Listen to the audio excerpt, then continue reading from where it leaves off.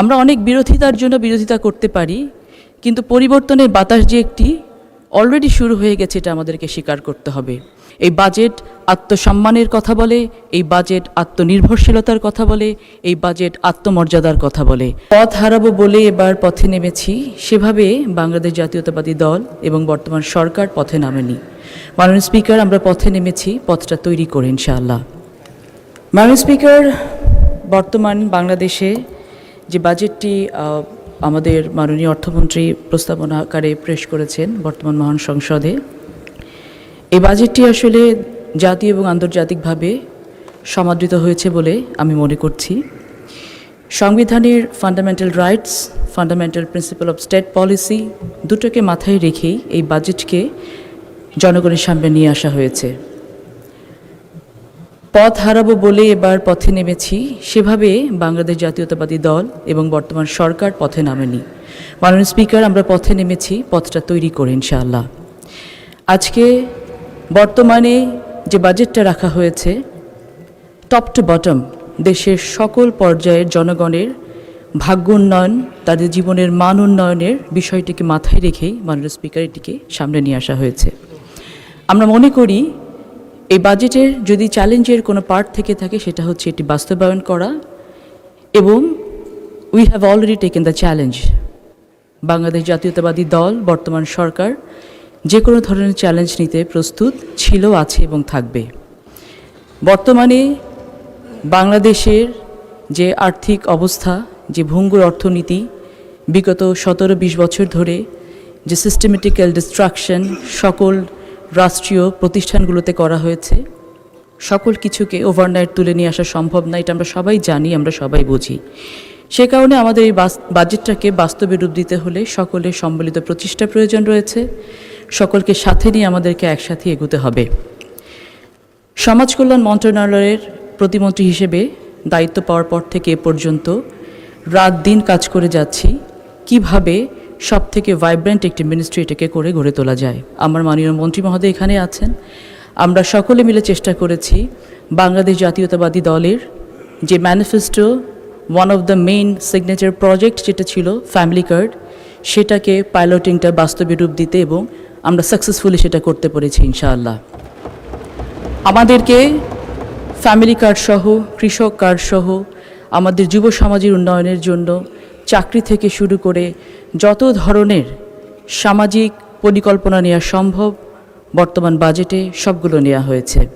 কিন্তু আমাদেরকে নিশ্চিত করতে হবে বেনিফিশিয়ারি এন্ডে যেন সকল এই পরিকল্পনাগুলোকে পৌঁছায়, এই বেনিফিটগুলো পৌঁছায়, সেটার জন্য আমাদের সকলের সম্মিলিত প্রচেষ্টা প্রয়োজন। আমরা অনেক বিরোধিতার জন্য বিরোধিতা করতে পারি, কিন্তু পরিবর্তনের বাতাস যে একটি অলরেডি শুরু হয়ে গেছে এটা আমাদেরকে স্বীকার করতে হবে। সে পরিবর্তনটা যেমন সবুজ বাংলাদেশ গড়ার পরিবর্তন, গ্রিন বাংলাদেশ গড়ার পরিবর্তন, সেই পরিবর্তনটা একইভাবে পরিষ্কার বাংলাদেশ, ক্লিন বাংলাদেশ গড়ার পরিবর্তন। আসুন আমরা সকলে মিলে রাস্তাঘাট পরিষ্কার করার সাথে সাথে নিজেদের মনটাকেও একটু পরিষ্কার করি। যদি নিজেদের মনটাকে পরিষ্কার করতে পারি, একটু বড় করে আমরা দেখতে পারি, আমরা দেখতে পাবো যে আমরা সকলে মিলে জুলাই অভ্যুত্থানের মধ্য দিয়ে যে একটি নতুন বাংলাদেশকে নিয়ে আসলাম, আমরা সকলে কিন্তু সে একই প্ল্যাটফর্মেই দাঁড়িয়ে আছি, সকলে কিন্তু সে একই প্ল্যাটফর্ম থেকে সামনের দিকে এগোতে চাচ্ছি, এবং সকলে মিলে যদি এগোতে পারি তাহলে যে বাংলাদেশের স্বপ্ন আমরা দেখছি সেই বাংলাদেশ কিন্তু খুব বেশি দূরে নয়।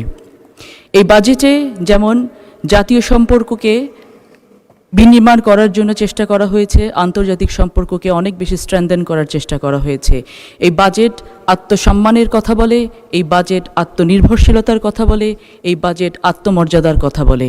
আসুন এগুলোকে আমরা অনেক বেশি সাবজেক্টিভ না করে আমরা সকলে মিলে অবজেক্টিভ হিসেবে দেখি এবং জনগণের জীবনমানের উন্নয়নের জন্য কাজ করি। আমার মন্ত্রণালয়ের যে ফ্যামিলি কার্ডের বিষয়ে পাইলটিং শেষ হয়েছে, যখনই যেখানে যাই তখনই একটি প্রশ্নের উত্তর আমাদেরকে দিতে হয় যে আমার এলাকায় কখন ফ্যামিলি কার্ড শুরু হবে। এই যে মানুষের চাহিদা, এই যে মানুষের রেসিপ্রোকেশন, তাদের যে ফ্যামিলি কার্ডের প্রয়োজন, তাদের যে কৃষক কার্ডের প্রয়োজন, সেটাই কিন্তু ডিনোট করে যে এই প্রজেক্টগুলো কতখানি বাস্তবধর্মী এবং এই প্রজেক্টগুলো কতখানি বাংলাদেশি ইকোনমিতে ইম্প্যাক্ট ফেলতে পারে। আমাদের রাষ্ট্রীয় মর্যাদা বৃদ্ধির জন্য আমাদের সকলকে মেরুদণ্ড সোজা করে দাঁড়াতে হবে। এই মেরুদণ্ড সোজা করে দাঁড়ানোর কাজটি কিন্তু একা সরকারের পক্ষে করা সম্ভব নয়। সরকার স্টেট পলিসি নিচ্ছি আমরা, এটার এক্সিকিউশন লেভেলে গিয়ে আমাদেরকে সকলকে একত্রিত হয়ে কাজ করতে হবে। এই জন্য বারংবার আমরা একটা কথাই বলতে চাই যে দেশ গড়ার কাজ কেবল আমার একলার না।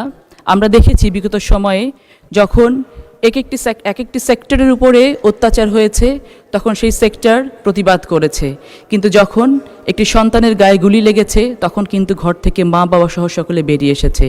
আসুন উন্নয়নের অগ্রযাত্রায় আমরা সকলে মা বাবা সহ একসাথে বেরিয়ে এসে এই উন্নয়নের অগ্রযাত্রাতে আমরা শরিক হই এবং কাজের দিকে এগিয়ে যাই।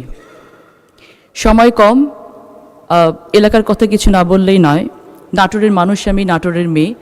আমাদের নাটোরের বেশ কিছু বিষয় নিয়ে ইতিমধ্যে আমি সংসদে কথা বলেছি। তার মধ্যে একটি হচ্ছে নাটোরে যতগুলো চরাঞ্চল রয়েছে, উত্তরাঞ্চলে যতগুলো চরাঞ্চল রয়েছে, এই চরাঞ্চলগুলোকে যদি আমরা ইউটিলাইজ করতে না পারি তাহলে আমাদের জন্য এটা খুব ক্ষতির কারণ হচ্ছে। প্রথমত বালুমহল নিয়ে একটা বড় সিন্ডিকেট কাজ করে পুরো বাংলাদেশ জুড়ে। এই সিন্ডিকেটটাকে আমাদেরকে একটু আইডেন্টিফাই করে কেটে ডিফিউজ করতে হবে। বালুমহলকে যদি লিজ দিতে হয় তাহলে অ্যাপ্রোপ্রিয়েটলি বালুমহল নিয়ে কাজ করতে হবে, আর যদি বালুমহলের লিজ বন্ধ করতে হয় তাহলে একবারে বন্ধ করতে হবে। যদি চরগুলোকে আমরা ইউটিলাইজ করতে চাই, আমাদের রিনিউয়েবল এনার্জির ক্ষেত্রে আমরা যদি সোলার প্যানেল তৈরি করে সেখানে কাজ করতে চাই তাহলে চরাঞ্চলে যে ক্রাইমগুলো হয় এই ক্রাইমগুলো বন্ধ করা অনতিবিলম্বে সম্ভব। আমাদের নাটোরের লালপুর এবং পাবনায় যে চরগুলো আছে, ঈশ্বরদীতে যে চরগুলো আছে, সেখানে গত 3 সপ্তাহে 3টা কিলিং হয়েছে, 3টে মার্ডার হয়েছে, যেটা অত্যন্ত দুঃখজনক। এবং এগুলোকে বন্ধ করার জন্য অনতিবিলম্বে এই চরগুলোকে আমাদেরকে হাত দেওয়া উচিত এবং কাজ করা উচিত। দ্বিতীয়ত আমাদের উত্তরাঞ্চলে অনেক সুগার মিল আছে, এই বন্ধ হয়ে যাওয়া এবং অর্ধবন্ধ মিলগুলোকে অবশ্যই আমাদেরকে কাজে হাত দিতে হবে। তাহলে যেটা হবে, আমাদের যুব উন্নয়নের জন্য, যুব সমাজের কর্মসংস্থানের জন্য তারা যখন সরকারি চাকরির খোঁজে ঘুরতে থাকে, অথচ সরকারি চাকরির সংস্থান আসলে সকলকে দেওয়া সম্ভব না। আমরা যদি এলাকা ভিত্তিক কাজগুলো হাত দিতে পারি তাহলে সেখানে কর্মসংস্থান হবে এবং এলাকাতে ভিত্তিক কিন্তু উন্নয়ন করা আমাদের পক্ষে সম্ভব। ওয়ান ভিলেজ ওয়ান প্রোডাক্ট যে প্রজেক্টটি আমরা এগোতে চাচ্ছি, ইতিমধ্যে যদি আমরা সেই কাজগুলোকে আরও একটু ত্বরান্বিত করি তাহলে আমাদের কাছে অনেকভাবে এই ধরনের প্রস্তাবগুলো এসছে যে আপনারা এই কাজগুলো করেন। কিছুদিন আগে শ্রীমঙ্গলে গিয়েছিলাম, চা বাগানের মণিপুরীদের সাথে কথা বলেছি। চমৎকার কাজ তারা করে, মণিপুরি শাড়ি তৈরি তারা করে।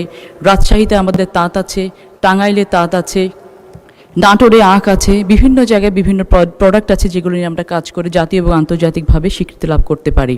পরিশেষে বলতে চাই, বর্তমান সরকার চাইছে দেশের সকল জনগণকে নিয়ে সামনে এগিয়ে যেতে, দেশের জনগণের জীবন মানের উন্নয়ন করতে। আসুন আমরা সকলে মিলে একসাথে সম্মিলিতভাবে সেই কাজটি করি। পথ দীর্ঘ নয়, পথটি খুবই অল্প। এই অল্প পথে যেন আমরা কাজগুলো একটু ভালো মতো করতে পারি, সকলে মিলে করতে পারি। সকলে ভালো থাকবেন। আসসালামু আলাইকুম।